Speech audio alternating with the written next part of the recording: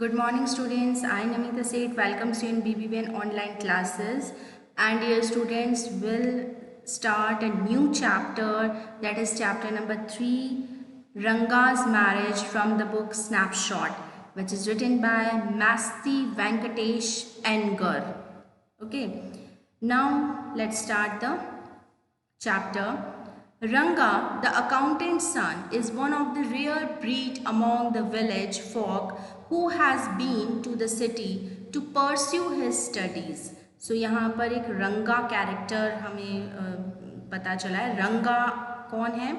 एक अकाउंटेंट का सन है, मतलब उस गांव में एक अकाउंटेंट है और उनका बेटे का क्या नाम है? रंगा.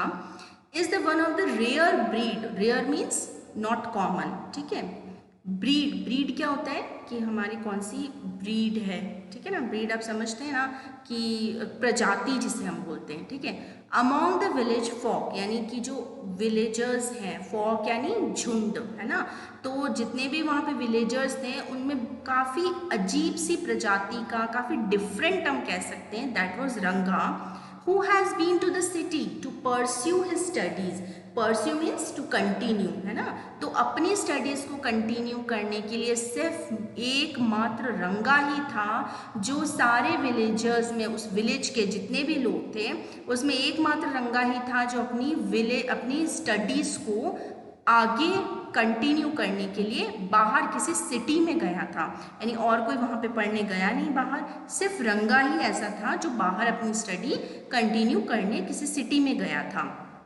When he returns to his village from the city of Bangalore, और वो किस सिटी में गया था? बैंगलोर में गया था. तो जब वो वापस से अपनी पढ़ाई करके बैंगलोर में आया, वापस बैंगलोर से पढ़ाई करके वापस जब अपने विलेज में वो आया, The crowds meal around his house to see whether he has changed or not. तो सारे villagers उसको घेर के खड़े हो गए, उसे देखने के लिए आए कि रंगा जो है वो चेंज हुआ कि नहीं हुआ, क्योंकि उनके लिए दैट वाज मोर सरप्राइज्ड कि कोई इंसान सिटी में पढ़ के आया है. ये उनके लिए बहुत अजीब सी, बहुत स्ट्रेंज, पिक्यूलर बात थी. और वो सब उसे देखने आए कि रंगा में कोई चेंज आया नहीं आया, फिजिकली वो कैसा दिखने लगा है. तो ये सब उसे देखने के लिए आए. His ideas about marriage are now quite different, or are they? So उसके शादी को लेकर जो विचार थे रंगा के वो काफ़ी डिफरेंट थे. ठीक है. अब क्या विचार थे, क्या सोचता था वो, let's see in the chapter.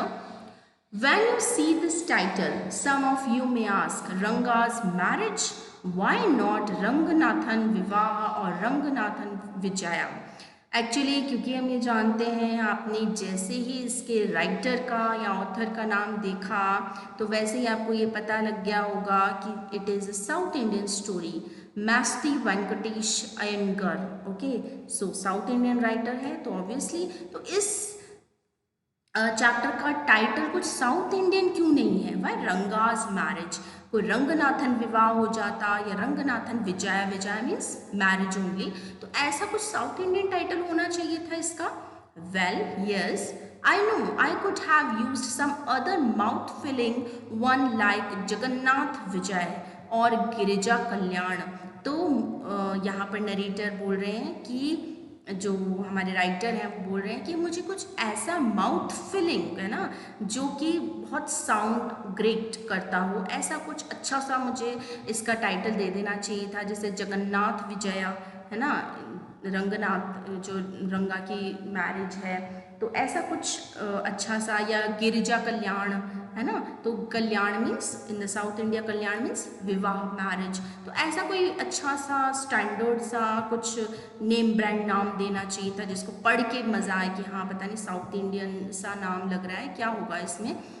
But then this is not about Jagannath's victory or Girija's wedding. तो ये जगन्नाथ की विक्ट्री के लिए तो है नहीं कि जगन्नाथ ने क्या विन किया तो मैं जगन्नाथ विजय नहीं रख सकता. गिरिजाज वेडिंग तो है नहीं जो मैं गिरिजा कल्याण रख दूँ. ये तो रंगा की बात है तो ऑब्वियसली रंगा से रिलेटेड ही कोई हमें टाइटल रखना था. It's about our own Ranga's marriage. यहाँ पर क्या है, वो हमारे अपने रंगा की, that means the character Ranga is very much close to the narrator here, ठीक है, बहुत ज़्यादा क्लोज है, इसलिए ये तो हमारे रंगा की मैरिज की बात है, इसलिए इसका नाम बहुत सिंपल रंगाज मैरिज ही रखा गया है। And hence no fancy title, और कोई फैंसी टाइटल नहीं दिया गया। होशाहली इज़ आर विलेज, और जहाँ पर रंगा रहता है, नरेटर रहते हैं, उनका उस गांव का नाम क्या है? उस गांव का नाम है Hoshahalli. You must have heard of it, आप लोगों ने हो सकता है सुना हो उस होशाहली के बारे में। नो, वॉट अ पिटी, यानी कितनी दयनीय बात है कि आपने होशाहली के बारे में नहीं सुना। But it is not your fault, लेकिन आपकी गलती नहीं है। There is no mention of it in any geography book, किसी भी ज्योग्राफी बुक में होशाहली का नाम तक नहीं लिखा गया। Those sahibs in England writing in English probably do not know that such a place exists and so much no mention of it. शायद जो इंग्लैंड में रहने वाले साहिब लोग हैं जिन्होंने मैप एटलस बनाया है ना, वो लोग एक्चुअली जो इंग्लिश में लिखते हैं, हो सकता है कि वो इस छोटे से विलेज के बारे में जानते ही ना हो, उन्हें यही नहीं पता होगा कि होशाहली जैसा कोई इंडिया में प्लेस भी है, इसीलिए उन्होंने कहीं भी किसी ज्योग्राफी बुक में इस नाम को मेंशन नहीं किया। Our own people to forget about it, ऐसे तो हमारे कई उन लोग हैं जो हमारे इंडियंस भी हैं, वो भी शायद होशाहली के बारे में नहीं जानते या भूल चुके हैं। You know how it is, they are like a flock of sheep, और पता है तुम्हें क्यों भूल चुके? क्योंकि वो भेड़ों के ग्रुप में है, यानी जहाँ पर सब लोग जाते हैं वो उन्हीं लोगों को फॉलो करते हैं। One sheep walks into a pit, the rest blindly follow it, अगर एक शीप, एक भेड़ अगर पिट यानी गड्ढे, अगर गड्ढे में गिर जाता है, कुछ होल में गिर जाता है, तो बाकी के जो शीप हैं वो भी उस गड्ढे में ब्लाइंडली गिर जाएंगे बिना सोचे समझे, क्योंकि शीप हमेशा क्या करते हैं? हमेशा फ्लॉक में चलते हैं, हमेशा झुंड में चलते हैं, तो जहाँ एक शीप जाएगा वहाँ दूसरे शीप उसके पीछे पीछे चलते जाएंगे, फिर वो चाहे कहीं भी गिरे तो वो ब्लाइंडली उसको फॉलो करते हैं। When both the sahibs in England and our own geographers have not referred to it, you cannot expect the poor cartographer to remember to put it on the map. Can you? तो जो हमारे English के साहब हैं जो England से आए थे, या हमारे जो इंडियन जियोग्राफर्स हैं, उनको जब ये सब मतलब नहीं उन्होंने रेफ़र किया होशाहली को, तो पुअर तुम कार्टोग्राफर कौन होता है? हु मेक्स एटलसेस, है ना, जो एटलस बनाता है, तो जो एटलस बनाने वाला इंसान है उसकी बेचारे की क्या गलती? जो ज्योग्राफर्स बोलेंगे वही तो वो वहाँ पे मार्क करेगा। तो हमारे इंडियन ज्योग्राफर्स ने भी जो है उन्होंने कभी भी होशाहली पे फोकस ही नहीं किया, तो बेचारे कार्टोग्राफर की क्या गलती है इसमें? And so there is not even the shadow of our village on any map. तो होशाहली की कोई भी एक परछाई तक आपको किसी भी मैप में नहीं मिलेगी। Sorry, I started somewhere and then went off in another direction. अब नरेटर आपको अपोलोजाइज कर रहा है कि वो बात तो रंगा मैरिज से स्टार्ट हुई थी और बात होशाहली पे चली गई। If the state of Mysore is to Bharatvarsh, then the sweet karigadubu means क्या होता है? It is a very sweet dish which is famous in North India, ठीक है। तो वो कह रहा है कि नरेटर कह रहा है कि मैसूर अगर भारतवर्ष के लिए फेमस है, तो जो कारीगर डब्बू है, जो एक बहुत अच्छी स्वीट डिश है, इज़ टू फेस्टिव मील, यानी कि जब बहुत ज़्यादा अच्छे त्यौहार होते हैं तो साउथ इंडिया में ये जो डिश है कारीगर डब्बू वो बहुत ज़्यादा फेमस है। Then Hoshahalli is to Mysore state what the filling is to karigadubu, और जिस तरह से मैसूर भारतवर्ष के फेमस है, स्वीट कारीगर डब्बू फेस्टिवल्स के लिए फेमस है, उसी तरह होशाहली मैसूर के लिए फेमस है, जहाँ पर कारीगर डब्बू जैसे स्वीट बहुत बनाई जाती हैं। यानी कि वो इनडायरेक्टली क्या बता रहे हैं कि Hoshahalli is a village that is in the periphery of Mysore only, ठीक है। What I have said, it's absolutely true, believe me. I will not object to your questioning it, but I will stick to my opinion. तो आप क्या सोचते हैं कि होशाली के बारे में वो तो मैं नहीं जानता, लेकिन मेरे लिए होशाली बड़ा ही फेमस, बड़ा ही इम्पॉर्टेंट चीज़ है और मैं आपके ओपिनियन को अगेंस्ट भी नहीं जाऊंगा, प्रोटेस्ट नहीं करूंगा। I am not the only one who speaks glowingly of Hoshahalli. सिर्फ मैं ही नहीं हूँ जो होशाली की इतनी बढ़ाइयाँ करता है, उसे इतना ज़्यादा इम्पोर्टेंस देता है। We have a doctor in our place. हमारी जगह पर एक डॉक्टर भी है, होशाली में एक डॉक्टर है। हिज नेम इज गुंडा भट्ट, और उसका नाम क्या है? गुंडा भट्ट है। ही एग्रीज विद मी, और वो भी नरेटर से एग्री होता है कि Hoshahalli is a very good place. He has been to quite a few places, और वो अपनी ज़िंदगी में बहुत कम जगह घूमा हुआ है। No, not England. इंग्लैंड नहीं घूमा है वो। If anyone asks him whether he has been there, he says no Annaya. तो उसने बोला कि अगर कोई पूछता है तुम इंग्लैंड गए हो, तो बोलता है no Annaya. Annaya means Elder brother, respect से हम बोलते हैं। सो नो अन्ना, मैं नहीं गया। I have left that to you, मैंने आप पे छोड़ दिया, मतलब मैं नहीं गया, आप जाए हो England. Running around like a Phulia पेस्टर्ड dog is not for me. तो उसने बोला कि इधर उधर, फ्लिया पेस्टर्ड डॉग, खुजली वाला कुत्ता, ठीक है, यानी कि जो डॉग जिसको एक भयंकर डिजीज हो गई हो, वो क्या करता है, इधर उधर घूमता रहता है जगह जगह, है ना।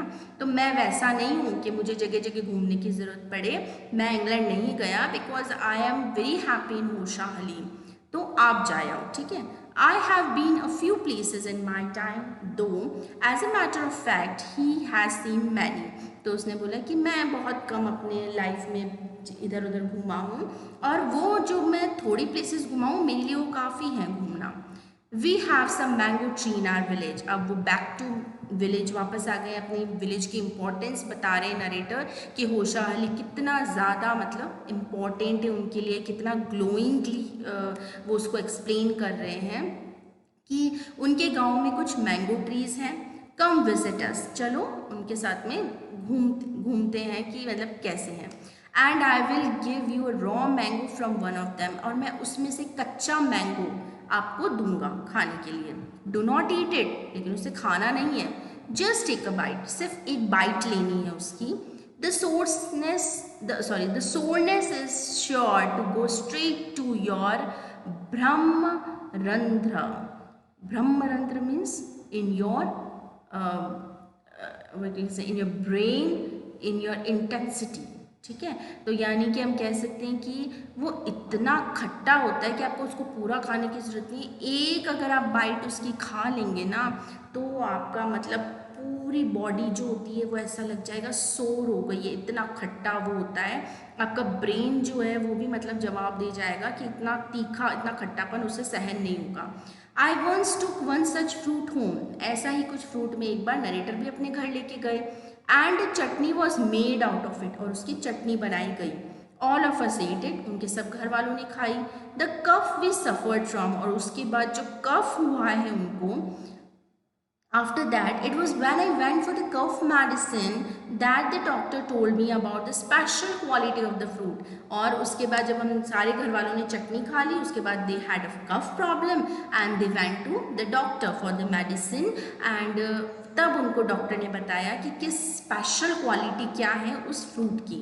Just as the mango special so is everything else around our village. जिस तरह मैंगो स्पेशल था, उस तरह बहुत सारी चीज़ें हैं होशाली में जो बहुत ज़्यादा फेमस है। We have a creeper growing in the ever so fine water of the village pond. तो उनके एक विलेज पॉन्ड में जो पानी है, तालाब एक छोटा सा गांव का, उसमें एक क्रीपर यानी बेल है, ठीक है, वो बहुत ग्रो करती है। Its flowers are a feast to behold, और उसके फ्लावर्स जो हैं वो बहुत ज़्यादा बड़े हैं, यानी आपको मतलब अपनी फीस्ट, मतलब अपनी मुट्ठी में उसको दबाना पड़ेगा, मतलब उसको पूरे आप अपने हथेली में, फीस्ट में, यानी फीस्ट क्या होती है वैसे, ये जो हमारा पार्ट है ना, जैसे हम फीस्ट बोलते हैं जब आप फिंगर्स को गैदर कर लेते हैं, तो दैट इज़ फीस्ट। तो इतने बड़े बड़े फ्लावर्स हैं।